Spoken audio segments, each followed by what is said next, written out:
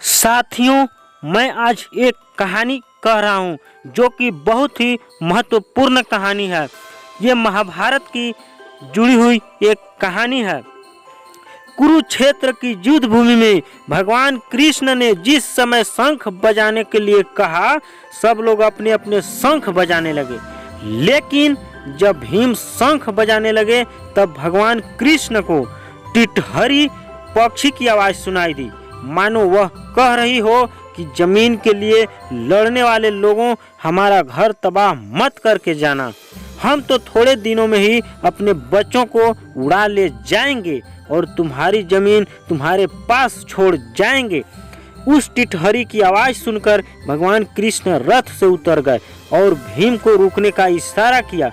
भगवान कृष्ण ने एक बड़ा सा पत्थर उठाया और जमीन के अंदर जहाँ घोंसला था वहाँ उस पत्थर को ढंग से लगाया कि जिसकी आड़ में घोंसला सुरक्षित हो गया और उनको लगा कि अब तीर आएंगे तो भी उसका कोई नुकसान नहीं होगा।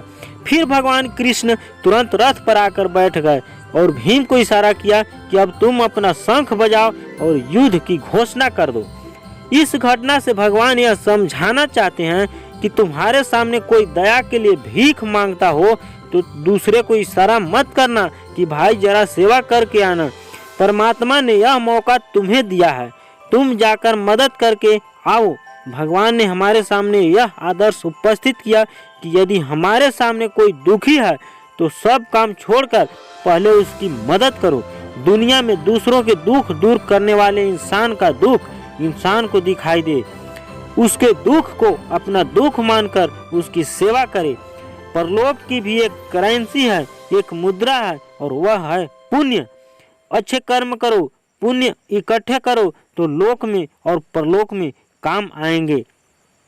साथियों, जब भी मनुष्य कोई भी कार्य करता है तो वह सोचता है कि मैं खुद नहीं करूं। यदि कोई मालिक है तो वह नौकर को आदेश देता है कि चाय लाओ, खाना लाओ, ये सामान लाओ, वो सामान लाओ। वह नौकर को सलाह देता है कि यह काम तुम कर दो, यह तुम ला दो, चाय ला दो, ये ला दो, वो ला दो। यदि कोई आपके घर में अतिथि आ जाए तो आप नौकर को कह देते हैं और आपका नौकर आपको उस अतिथि को सेवा सत्कार नहीं करता है। तो मैं आप लोगों को बताना चाहता हूँ कि ऐसी परिस्थिति में इस कहानी से आप लोगों को यह सीखना चाहिए कि कोई भी कार्य करने के लिए खुद कीजिए, दूसरों को आदेश मत दीजिए कि यह काम तुम कर दो। यदि जीवन में सक्सेसफुल होना चाहते हैं, जीवन में कुछ भी करना चाहते हैं, जीवन में कुछ भी हासिल करना चाहते हैं, जीवन में इज्जत पाना चाहते हैं, इज्जत में सम्मान पाना चाहते हैं, तो आप इस बात को माने और कृष्ण भगवान के बात को अवश्य मानना चाहिए। वीडियो को लाइक कीजिए, लोगों के पास शेयर कीजिए और चैनल को सब्सक्राइब करके बेल आइकन को प्रेस कर दीजिए।